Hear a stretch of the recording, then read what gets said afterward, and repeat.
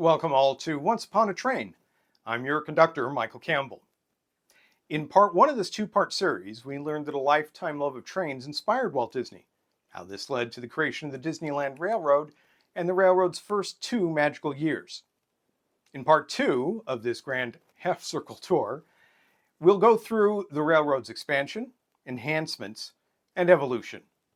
We've got a clean stack and clear track, so welcome aboard.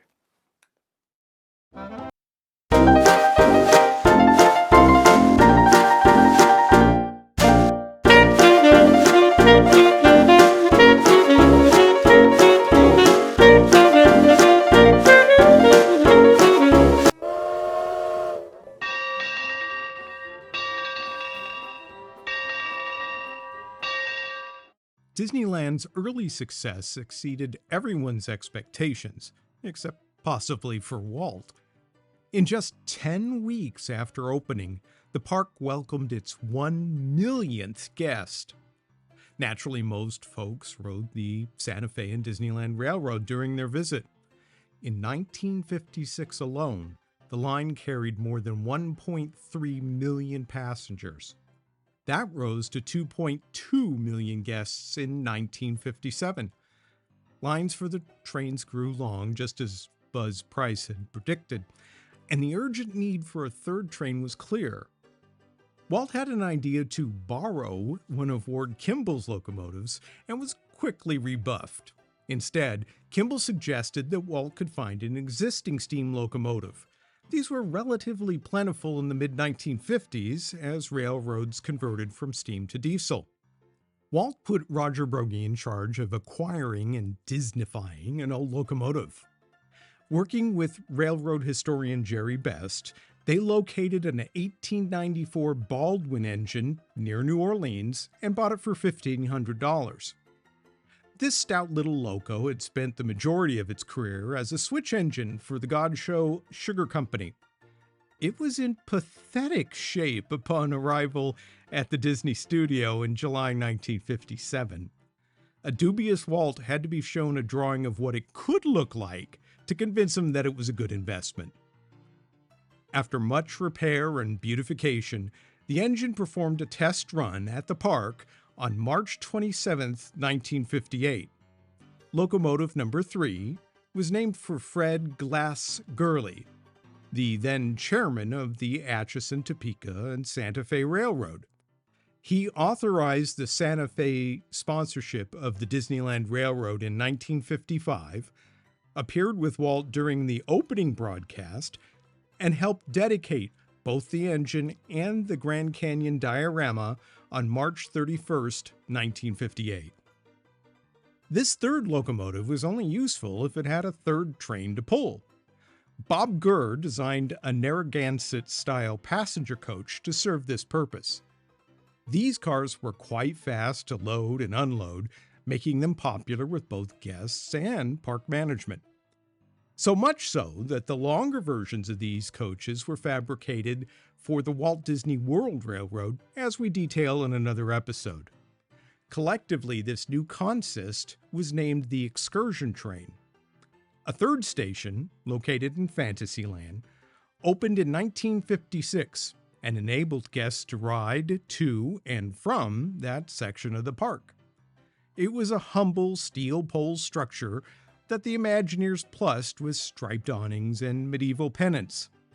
The construction of It's a Small World in 1966 required removal of that station. Fantasyland would have no train stop for the next 2 decades. Building the spectacular Grand Canyon diorama in 1958 included making a station for Tomorrowland. This, too, would be a simple, inexpensive structure, but one that finally enabled passengers to get on and off the railroad from all the major lands of the park. The presence of 19th century steam trains in an area dedicated to the future was odd, but Walt recognized guest convenience was important enough to bend the theming a bit. Park attendance continued to grow, and plans were soon in motion to add a 4th locomotive.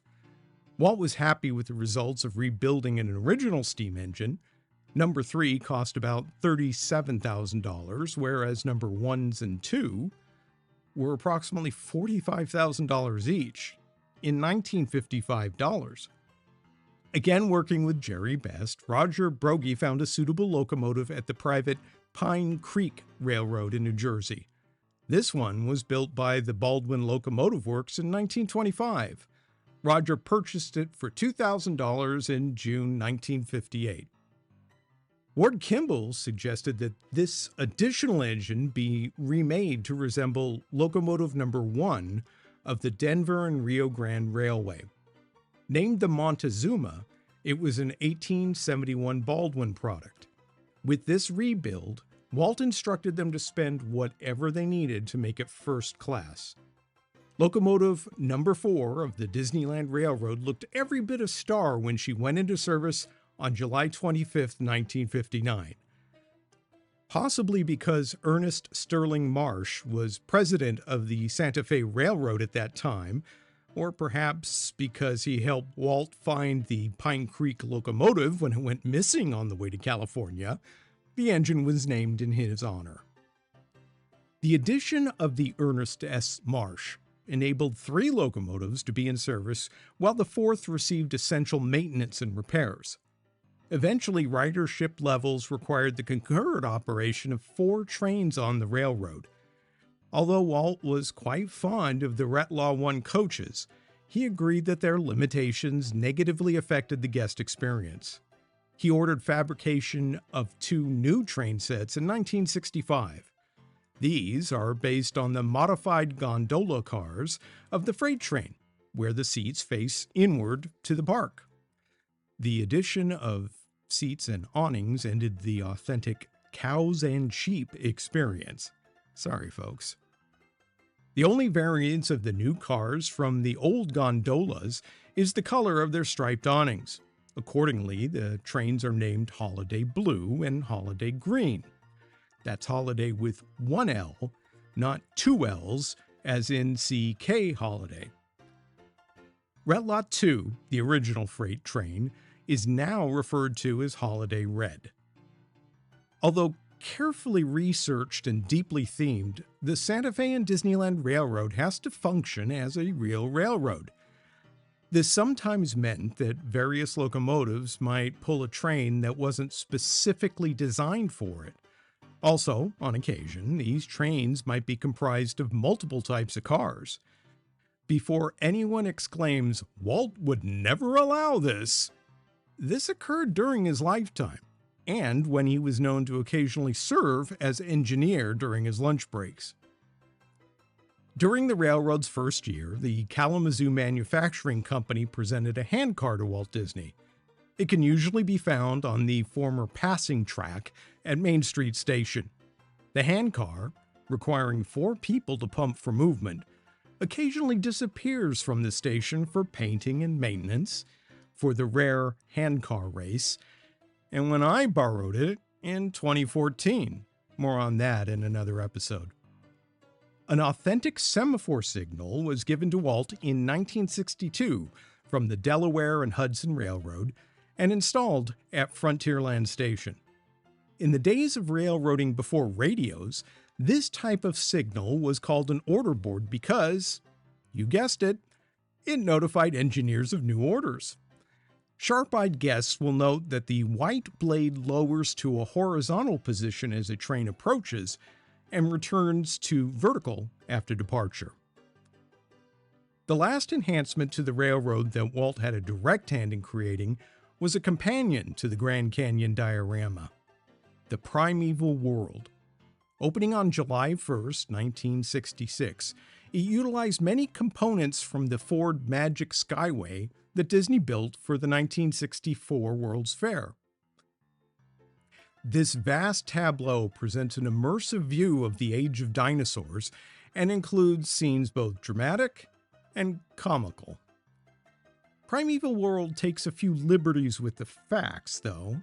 For example, the Tyrannosaurus Rex is closer in time to Disneyland itself than the Stegosaur it's battling. Ultimately, the dioramas serve 2 purposes. Firstly, they provided an exciting journey to the Grand Canyon and prehistory. And secondly, they hide the park's administration buildings that were clearly visible from the trains. In the time since Walt's passing, there have been several changes to the railroad. Santa Fe did not renew their sponsorship in 1974. In 1970, the congressionally created Amtrak centralized virtually all passenger traffic on American railroads. Santa Fe's association with Disneyland promoted what was now non-existent passenger service, and the people who were originally involved in the sponsorship had moved on. Ending this partnership meant removing Santa Fe and from all the trains, stations, signage, and so on. Even so, Santa Fe and Disneyland RR is still seen daily by thousands of guests 50 years after that sponsorship ended. Do you know where? The railroad's herald changed several times over the past 7 decades. Santa Fe ending their sponsorship required a change, of course, but the railroad's emblem was occasionally plussed before and after that event. The Fantasyland area was once again given a station in 1985 during the construction of the Videopolis Pavilion. The depot was perhaps even more austere, inexpensive, than the original Fantasyland station. This structure received a temporary overlay for a Disney Afternoon Avenue event in 1991. A more fully realized depot was built along with Mickey's Toontown and opened in 1993. Apart from the cartoonish aesthetic, its overall shape and especially its roof share a number of design elements in common with the Frontierland station. The Tomorrowland station hasn't materially changed over the years. It received a new paint scheme, lights, and signage as part of the new Tomorrowland upgrade in 1998. Essentially, though, it's the same station constructed in 1958. A mechanical sign with rotating images attempts to portray the steam trains as being time travel vehicles. Great Scott! These will transport you to a main street of the early 20th century, the western frontier of the 1870s, and even hundreds of millions of years in the past. The construction of New Orleans Square in 1962 required relocating the Frontierland station. It was moved west and to the opposite side of the tracks, thereby eliminating guest access. Passengers now wait for trains under a simple but well-themed structure. This new location separated the station from Frontierland, but its name didn't change. The oddity was corrected in 1996 when New Orleans Square was officially added to the depot's name. Construction of the monorail in 1958 included a facility for those trains on the second floor and a new home for the steam trains on the ground level. The original roundhouse was simply too small to accommodate the railroad's growing roster. The creation of Videopolis, Splash Mountain, and most recently Star Wars Galaxy's Edge required rerouting the railroad's main line and resulted in extended shutdowns. The trestle built by the Altered Rivers of America provides opportunities for humor and hidden storage for phantasmic showboats. The passenger coach layouts were updated for guest accommodation, as well as cast member safety. Conductors used to stand on a small step outside the coaches while the train was in motion. They now have what can be optimistically called a cubicle. The practice of hiding Mickey Mouse's 3 circles in attractions started with the creation of Epcot Center. This cute tradition continues today. A few years ago, the Fred Gurley locomotive received a hidden Mickey. Do you know where it is? Here's a hint. It's not painted on. Finally, the onboard narration, or spiel as the cast members call it, has gone through many updates to reflect all the changes that Disneyland has undergone since 1955. Perhaps my favorite version features the voice of Thurl Ravenscroft, who you may recognize from another attraction. No, not that one. Not that one either. Yeah, that's the one. Hello, folks. Welcome aboard the Disneyland Railroad. We're now on a grand circle tour of the Magic Kingdom. The Disneyland Railroad engaged in several special events since opening. August 1960 was a monumental month in Disneyland history. In addition to bidding a wistful farewell to the bathroom of tomorrow, August saw the Disneyland Railroad welcome its 10 millionth passenger. 8-year-old Raymond Sleeper of Hawaii was awarded a special Santa Fe boxcar filled with 10,000 pennies and went on a grand circle tour with Walt himself. As was done with the Holiday and Ripley, the Gurley and Marsh engines were displayed at some Fullerton Railroad Days festivals. Each time, more than 30,000 visitors were able to see these locomotives up close and maybe even ring the bell and blow the whistle.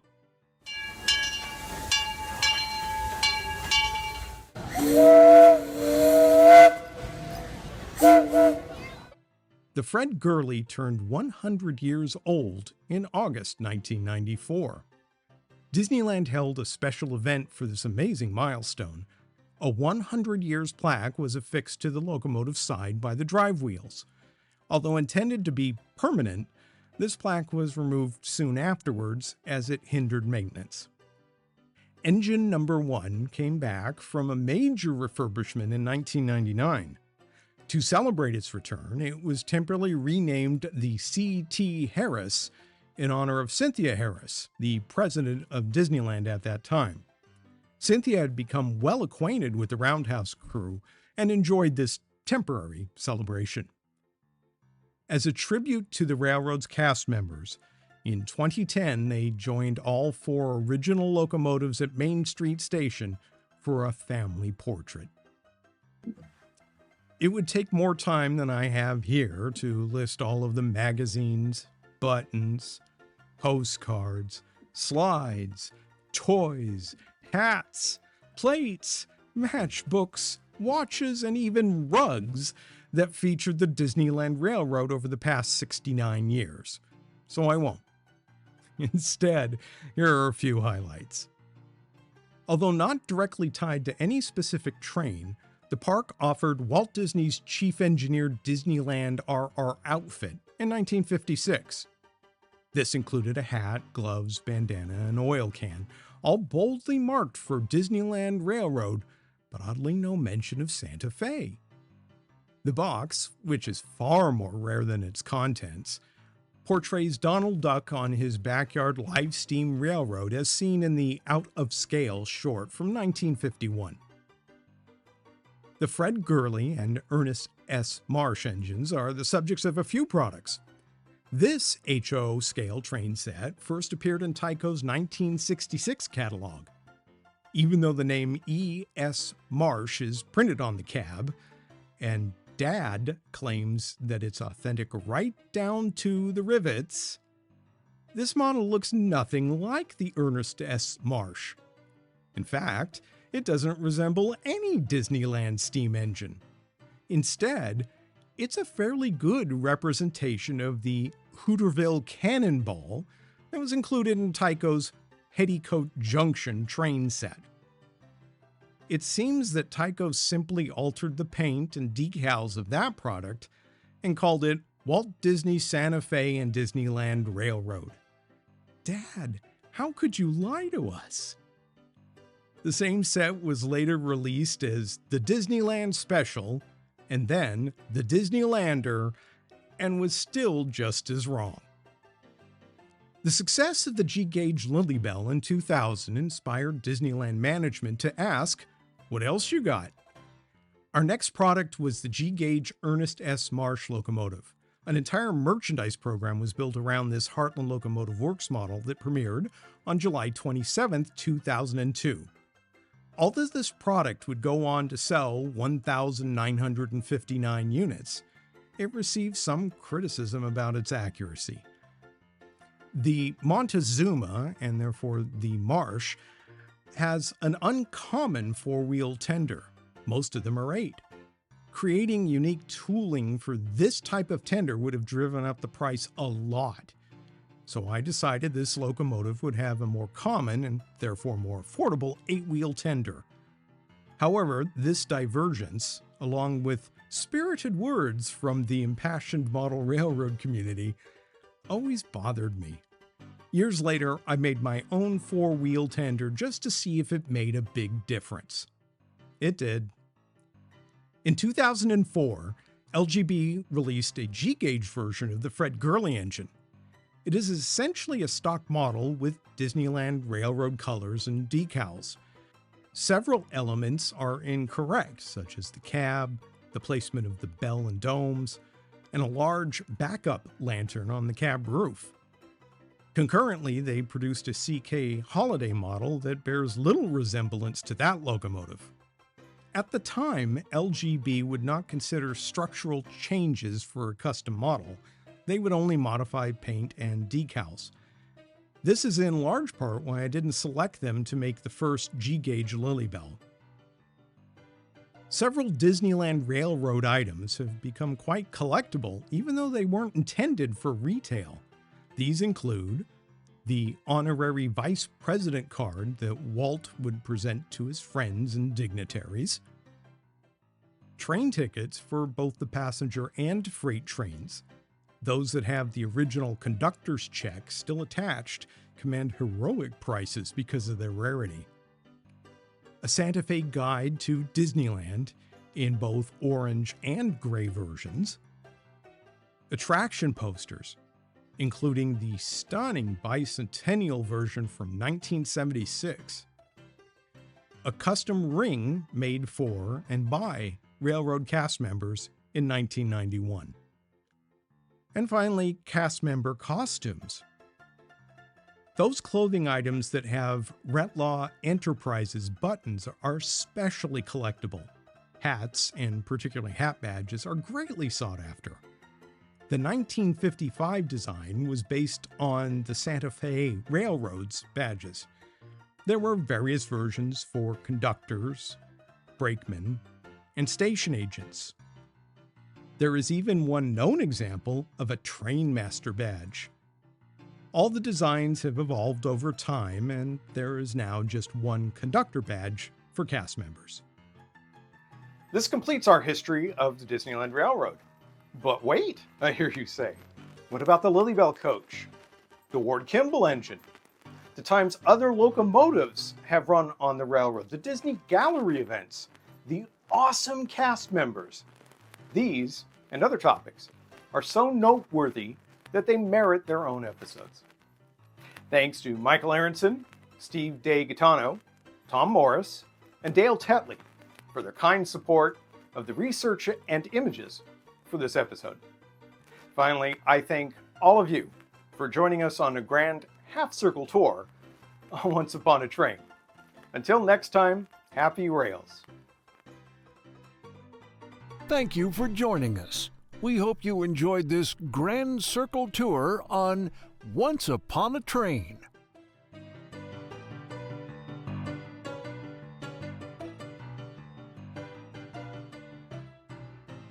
For your convenience, the like and subscribe buttons will remain open for at least one additional hour. Thank you.